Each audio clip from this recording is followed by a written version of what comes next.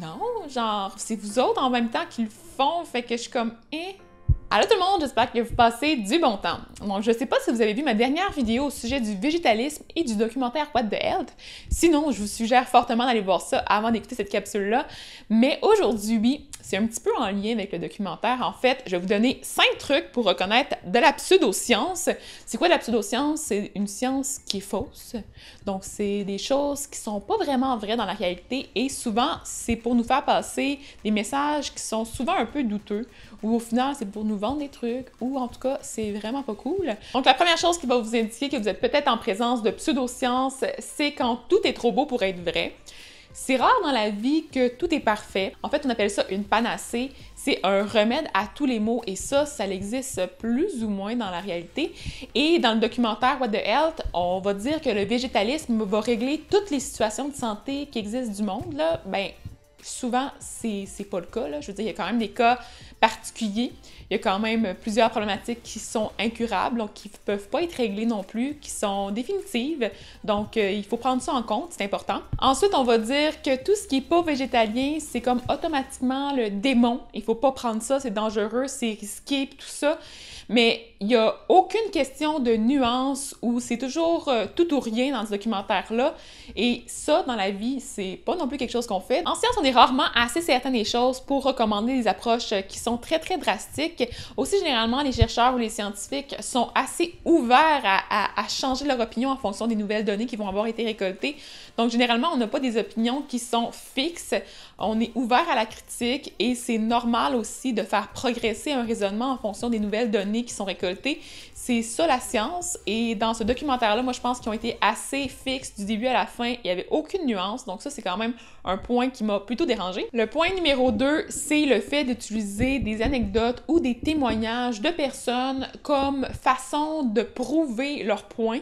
En fait, une anecdote, c'est loin d'être un fait scientifique dans la nuance en fait de tous les différents types d'études. L'anecdote est comme là et les études sont là et les méta-analyses sont vraiment plus loin là-bas. Là. Fait que l'anecdote, là, c'est vraiment quelque chose qu'on doit prendre à la légère.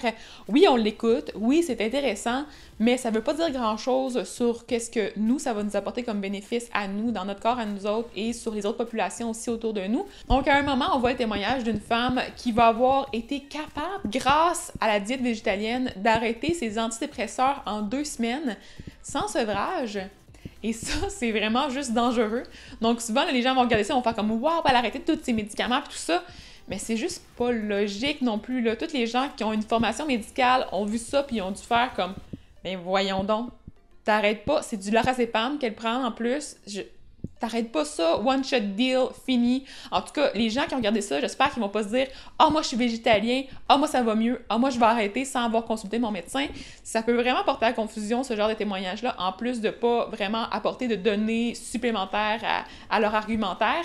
Et il y a aussi la femme qui va souffrir d'une espèce d'ostéoarthrose qui est vraiment problématique, grave. Et ça, cette problématique-là, ça entraîne une dégradation des cartilages avec beaucoup de douleur. Et les cartilages sont dégradés, là. Ils peuvent pas se régénérer miraculeusement après 2 semaines de diète végétalienne. Il y aura pas... C'est impossible, là. Tu sais, même leurs témoignages, en plus des témoignages, ils font pas de sens. Le 3e point, ça se trouve à être quand ils utilisent un langage qu'on appelle hyper technique.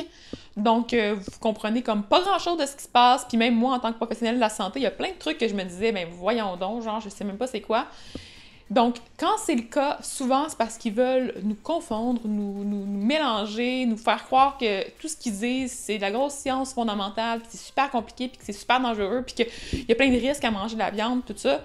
Mais des fois, il y a des molécules qui vont mentionner que c'est vraiment pas la fin du monde. Et souvent, c'est un facteur qui prouve que c'est pas de la science très juste. Le 4e point, j'ai combiné le cherry picking avec les doubles standards. En fait, le cherry picking, ça veut dire de sélectionner seulement des études qui ont des conclusions qui correspondent à notre point de vue à nous.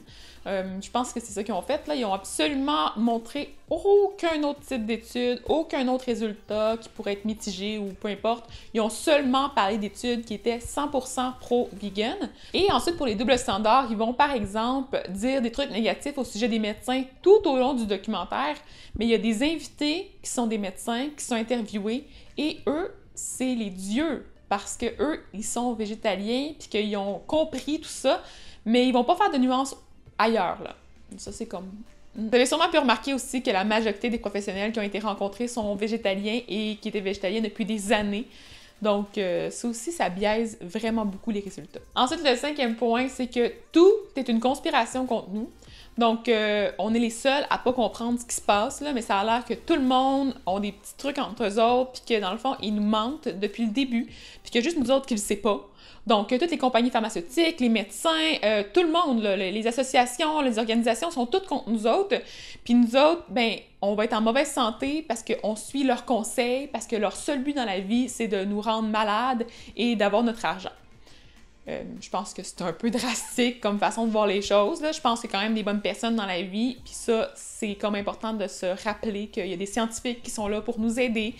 Puis il y a bien des médecins aussi qui sont là pour nous aider, même s'il y en a comme quelques-uns qui sont peut-être poches, mais il y en a vraiment plein d'autres qui sont super cool. Et à un moment dans le documentaire, on va aussi parler du fait que le seul but des organisations, ou en tout cas de toutes les compagnies et médecins, c'est d'introduire le doute et que de cette façon-là, ils vont pouvoir nous faire passer des façons de voir les choses qui sont pas bonnes pour nous autres, mais qui leur font avoir plus de profit. Comme là, ils donnent l'exemple de la cigarette. Là. Ils ont introduit le doute pour pouvoir nous faire croire que la cigarette, c'était bon pour qu'on en prenne, puis qu'on se rende malade, puis qu'on paye pour des cigarettes. Mais dans le fond, ça fait comme pas de sens, là. Donc, c'était mes 5 trucs pour pouvoir reconnaître la pseudoscience.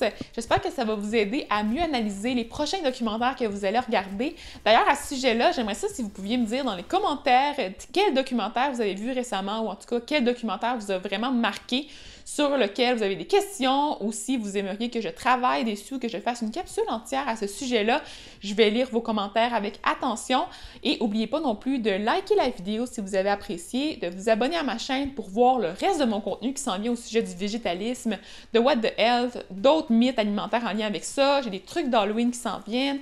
J'ai plein d'affaires vraiment cool, donc n'oubliez pas de vous abonner et vous pouvez aussi cliquer sur la petite cloche de notification pour être averti parce que j'ai pas une horaire de publication très fixe, même si j'essaie toujours de publier le dimanche et généralement le mercredi ou le jeudi. Donc c'est ça pour ça. Donc je vous souhaite une bonne fin de journée et à la prochaine. Bye bye!